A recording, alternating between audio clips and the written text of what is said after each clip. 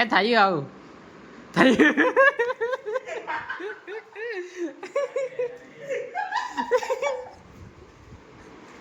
હું નાટક કરે ચાલ હું કા નાટક કરે ભાઈ હું એ hello my dear friends, good morning બધાને સવારના. તો મિત્રો નાસ્તામાં છે, જોઈ શકો છો તમે, છાલ લીધી છે નાની અને આ છે રોજનું આ છે. તો મિત્રો અત્યારે આપણે જઈ રહ્યા છે જીએસએસબી અને જીપીએસએસબીમાં. ત્યાં ઓફિસે આપણે જઈએ અને ત્યાં આગળ જઈને બધા લોકો આવી રહ્યા છે ત્યાં આગળ વિનંતી કરવા માટે, અને વિનંતી પણ કરી છે સાથે સાથે, અને અરજી પણ સાથે સાથે આપીશું આપણે. તો ચલો મળીએ ત્યાં આગળ જઈને ફટાફટ લેટ્સ ગો. તો મિત્રો અત્યારે આપણે જઈ રહ્યા છીએ અંદર ઓફિસમાં, અને ઓફિસમાં જઈને વિનંતી કરીશું. તો ચલો ગોન શોપ પસંદગી મંડળમાં આવી ગયા છે આપણે અત્યારે કર્મ યોગી ભવનમાં, અને અંદર ગયા છે બધા લોકો. એ લોકો હવે આવશે અંદરથી. અમે પણ ગયા હતા, પણ 2-3 સાઈડ અરજી કરી આપણે. તો મેડમનો રિસ્પોન્સ સારો હતો. જોઈએ હવે કહે છે કે જે લોકોની પહેલાં એક્ઝામ લીધી છે ને એમની પહેલાં આપીશું એમ. ગરમ હે ના સીટ છે એ સીટ બહુ ગરમ હે હે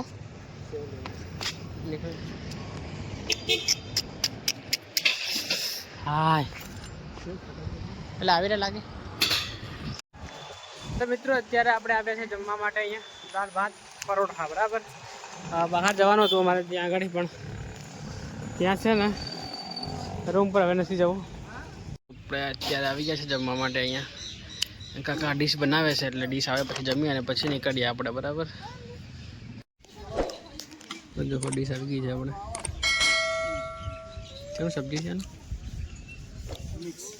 મિક્સ સબ્જી છે.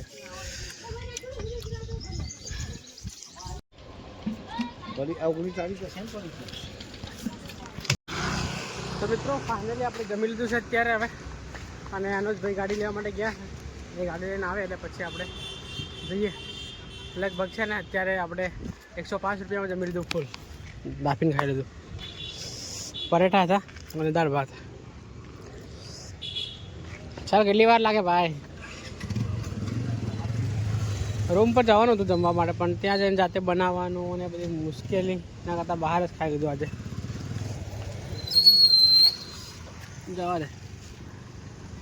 જવા દો ભાઈ, જવા દો.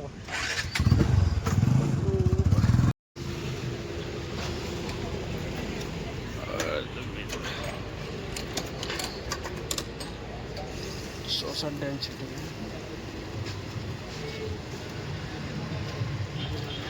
તો નગર પડે ના.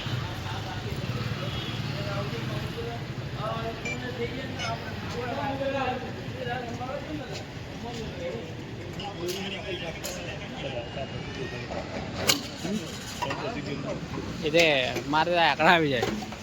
તો મિત્રો અત્યારે 520 રૂપિયાનું પેટ્રોલ ભરાઈ દીધું છે આપણે.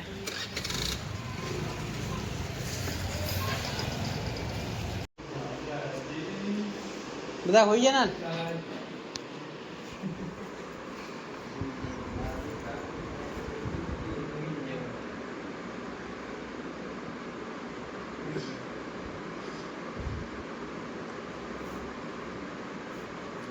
બસ બસ બાળી આવું એ થયું આવું થયું.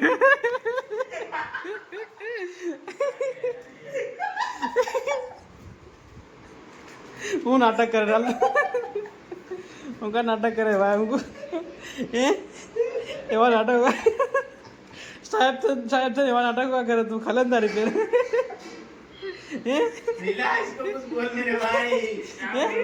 ગવર્મેન્ટ ઓફિસર થાય એવા નાટક ખલાવે ને કહું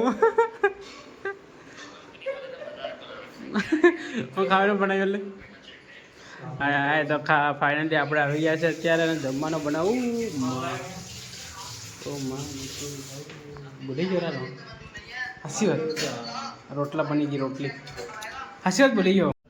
તો મિત્રો અત્યારે છીએ આપણે રૂમ પર, અને અમે ગયા હતા ગોળ સેવા પસંદગી મંડળ ભવનમાં જીએસએસબીમાં બરાબર. તો ત્યાં આગળ જઈને અમે વિનંતી કરી છે સરને, અને અરજી પણ આપી છે. તો એમાં સિગ્નેચર બધાએ કરી છે. લગભગ 30 થી 50 જણા છોકરાઓ હતા બધા ત્યાં આગળ, અને મેડમને વાત કરી છે કે ઓવરલેપિંગ મેડમ ના થાય એવું કરજો.